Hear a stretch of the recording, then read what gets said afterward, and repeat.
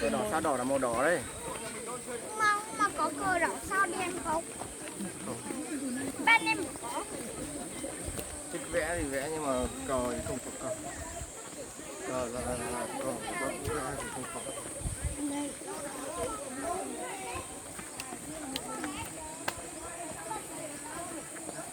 Không cầm ô rồi à? Ô mất rồi.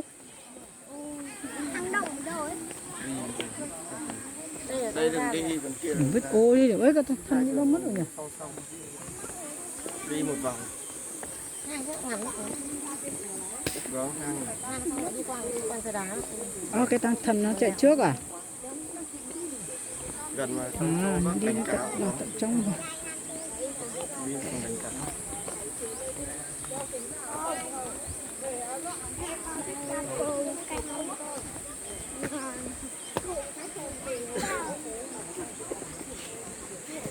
Cái đường thấy lạ lạ, nó không giống như trước này.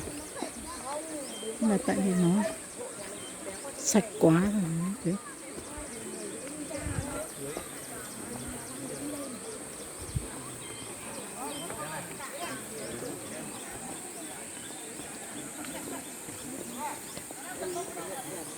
Đây tí về nó đi kia xuống. Tí mười 12 phút nữa vào khách sạn ạ.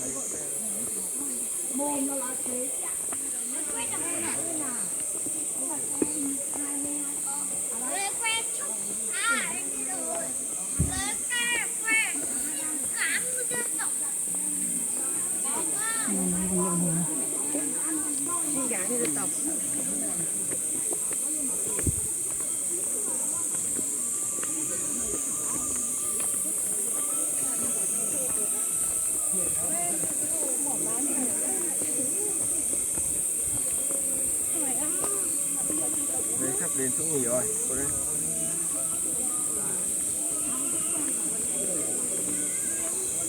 Chờ lúc leo núi ăn vào ăn gối ít thế. Thì bây giờ chỗ nó có cá gì.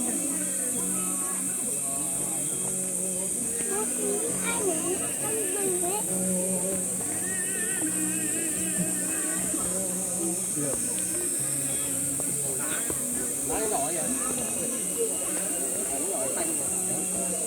Đúng trang.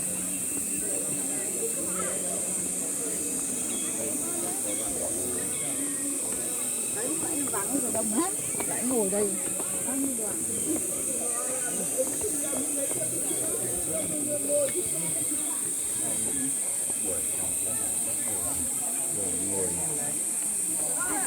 Ngồi câu cá tại đây. Chứ nhà mà đi bộ mà. ngày xưa Đi sau. Đang đông.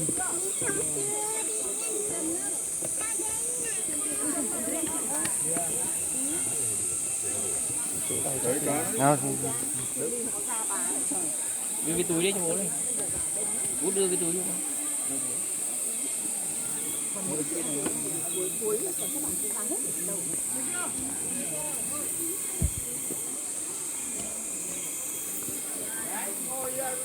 Hồ đợt hoạt động đây từ năm 41 đến năm 45 đấy nhỉ. Trước ngày Thằng Khang mà phát thử đi quay ngược ra ngoài rồi. Ngồi nghỉ này.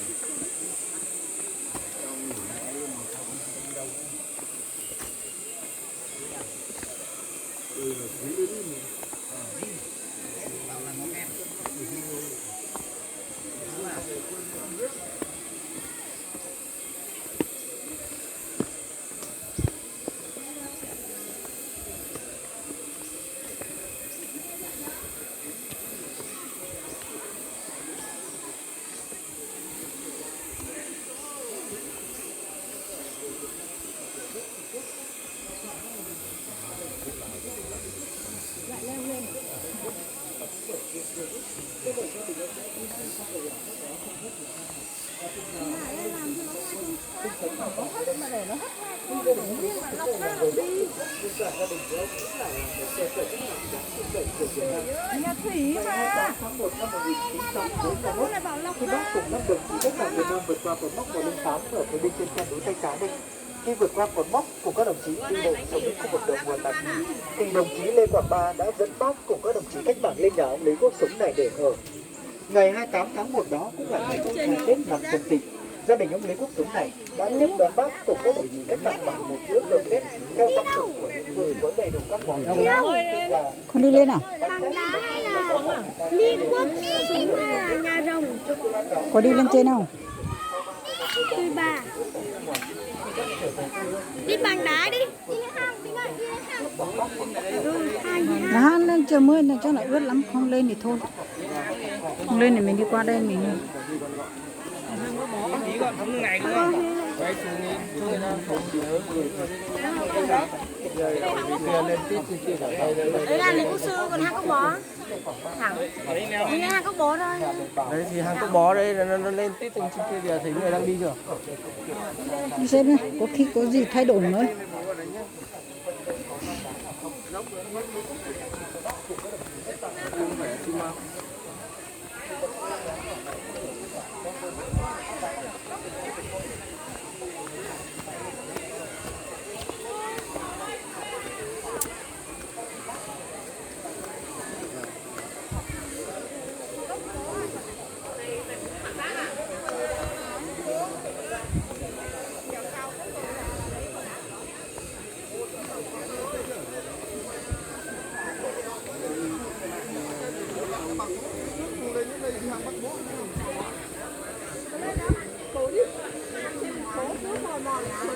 Ăn đá tí. Không lên à? Anh. Không lên thì đi xuống đây kia không kia chờ. Ê, các bà đi lên đằng này này. Đấy bảo kinh nghiệm ngày xưa đi hồi trẻ đi du lịch rồi biết.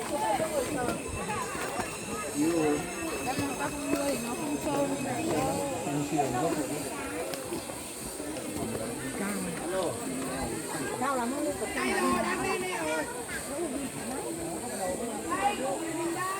Thì ôi giờ đá ngã rồi.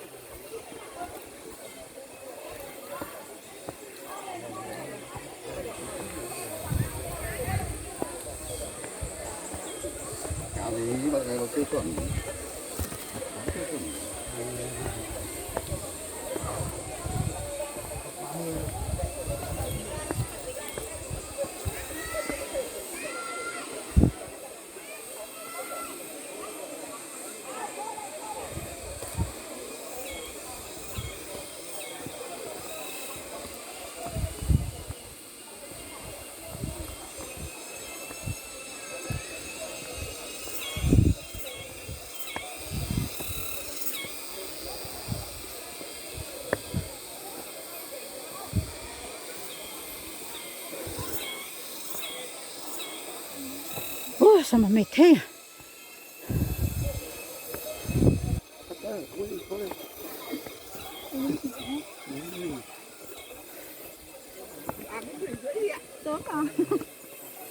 Quay ngược lại cho con ơi, đi lên cao quá.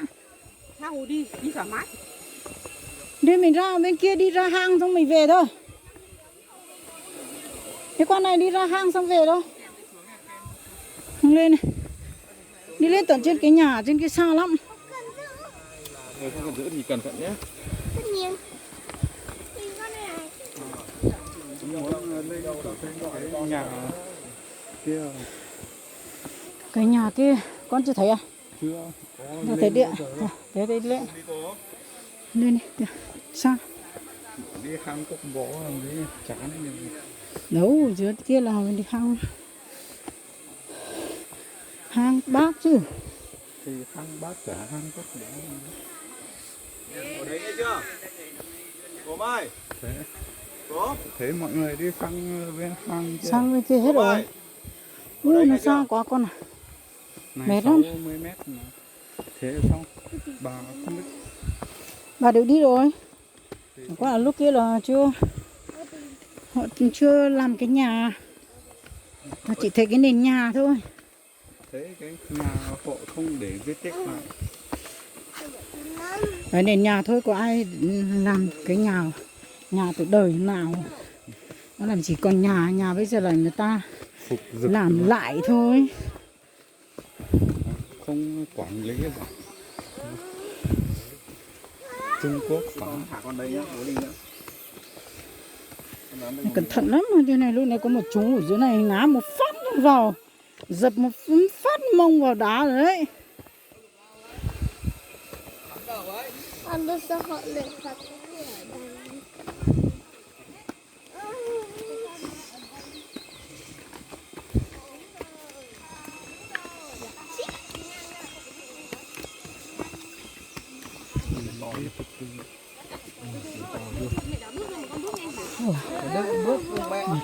Lên nhà. Hết càng càng mệt. Bác Lý Quốc Súng. Còn có sức hét nữa. Cao quá. Cao quá.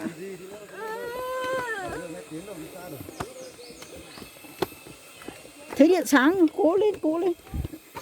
Sắp đến nhà.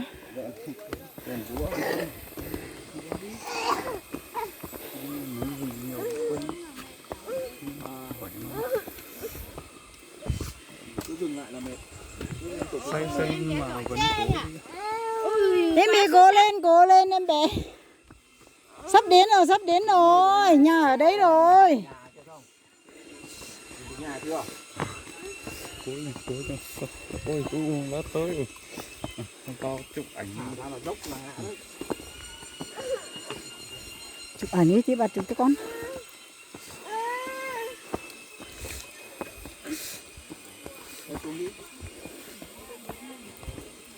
Nhà này có lại thôi. Này sang bên giới Trung Quốc. Đây này đi lên trên biên giới rồi. Để làm tí sang Trung Quốc. Yeah. Bộ đội biên phòng ở bên kia bắt xong. Ngồi ra đây chờ. Vành đai biên giới.